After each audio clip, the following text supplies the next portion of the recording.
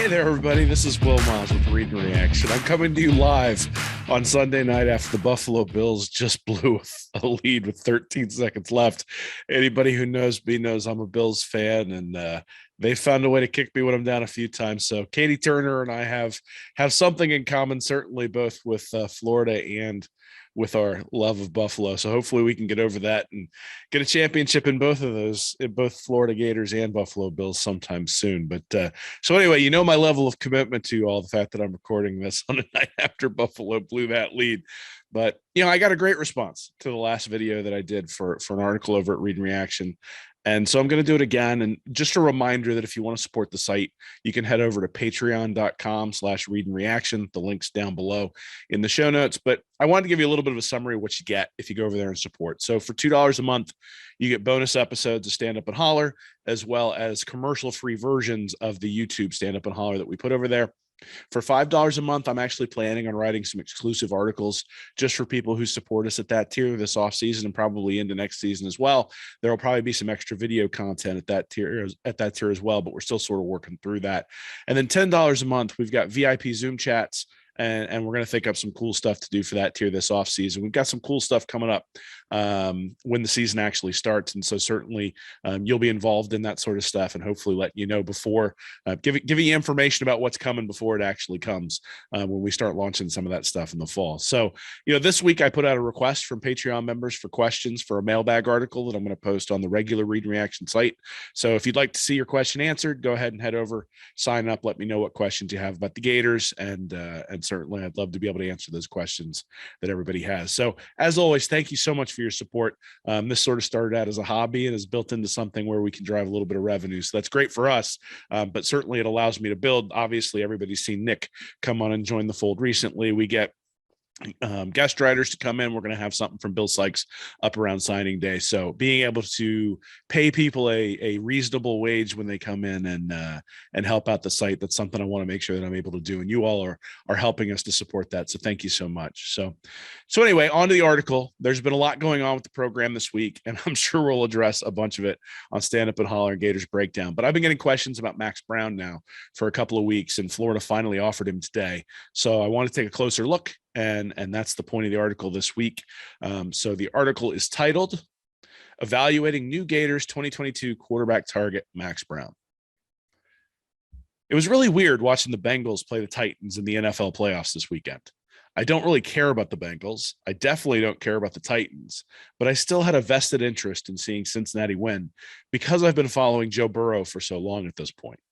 Back in May of 2018, I called him, quote, the most important recruit of the Dan Mullen era, unquote. And considering what he became at LSU and how 2019 was Florida's best defense under the Mullen-Grantham regime, I think I, at least for one, got it right.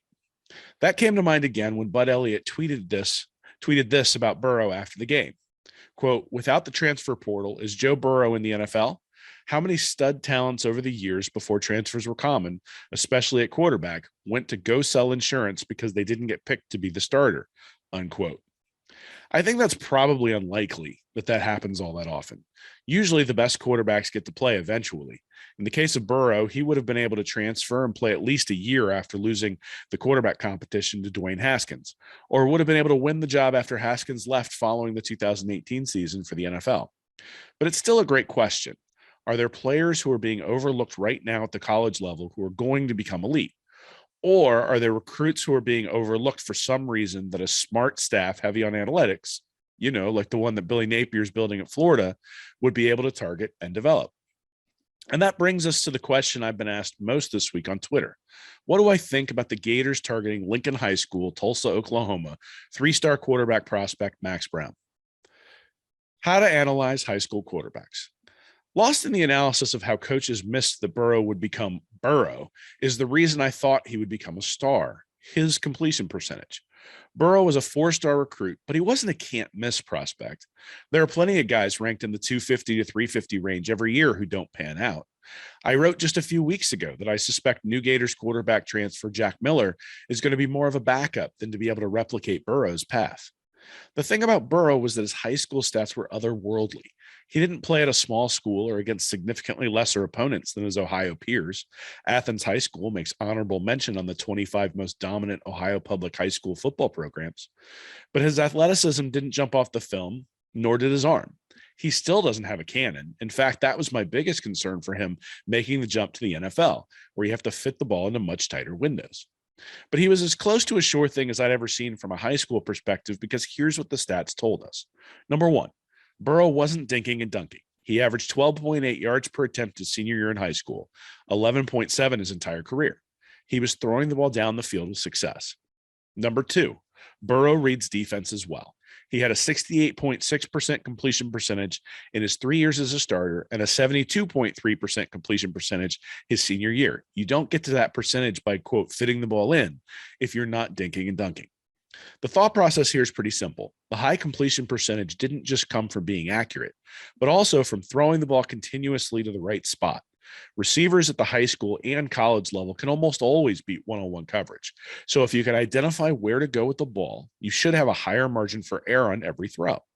You could see that when you looked at Burrow's film, both in high school but also in his limited playing time at Ohio State. He went to the right place with the ball almost all the time. The only time he got in trouble was when he got pressured and tried to fit the ball in. I think this analysis holds for most high school evaluations of quarterbacks.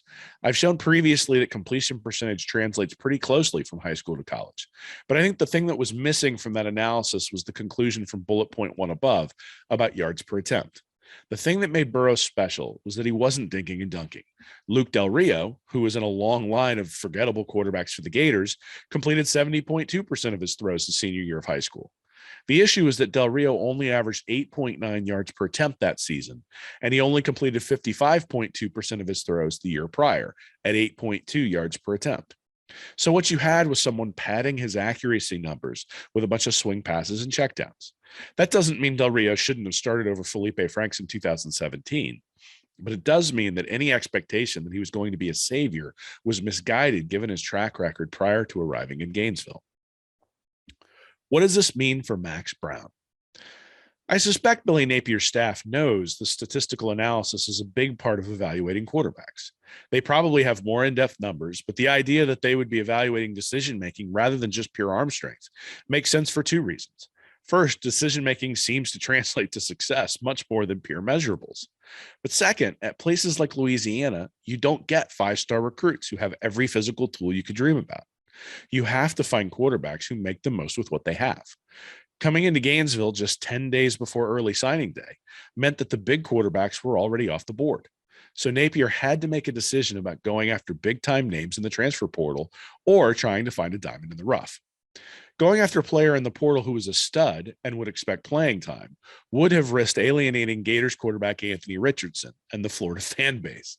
But focusing on bringing in a three-star quarterback to ensure depth at the position who could potentially build into more makes a lot of sense. That's doubly true if Napier has managed to make any inroads with an elite signal caller, Arch Manning, for the 2023 class. You want that player to see a clear runway to playing time as well. That's why Napier's interest in Tulsa's Max Brown makes a lot of sense. Brown officially visited the Gators on January 21st, and while he is committed to Central Michigan, he does have offers from Washington and Temple as well. That isn't someone you stake your program on, but fits the profile that I mentioned above, particularly when you look at his high school stats. In 2021, he completed 167 of 235 attempts, so 71.1% completion percentage, for an 11.7 yard per attempt clip, 41 touchdowns, and 4 interceptions. Overall, in his 2 years as a starter, he completed 255 of 356 for 71.6% completion percentage, 12.4 yards per attempt, 68 touchdowns, and 10 interceptions. These aren't quite Joe Burrow level numbers, but they are more in that direction than they are towards the numbers I cited above for Del Rio. Almost 12 yards per attempt his senior year suggests going downfield quite a bit with an elite completion percentage. He also was able to run the ball well, averaging 7.8 yards per carry and 1,343 yards total on the ground his senior year. So what is it that has Brown as a low three-star recruit given these numbers? Are the knocks on Brown fair? The big knock on Brown as a prospect is the level of competition he's played against. While Burrow played for Athens High School, a big-time Ohio school, Brown has played at Lincoln Christian School, a 3A school in Oklahoma. What 3A means is that there are 96 schools in the state bigger than his at the higher levels in the state. Oklahoma is certainly known for success in college football, but that's not necessarily because elite football talent is oozing out of the high schools in the area like some other states. Bleacher Report had Oklahoma ranked 23rd back in 2017 for high school talent. Perhaps not coincidentally, Texas was ranked first, and that's where a bunch of Oklahoma and Oklahoma State's players hail from. So what we have is a state where the big-time programs have to go outside the state for a bulk of their players, overlooking a player who is an hour drive from Stillwater, Oklahoma State, and a 2-hour drive from Norman, Oklahoma. It makes sense that there would be some trepidation about a player like Brown only having offers from schools like CMU. This manifests itself in a few different ways. I've got a few gifts on the website. If you want to go over and look at those, this would be a good time to do that because it's going to be a little bit difficult to describe it.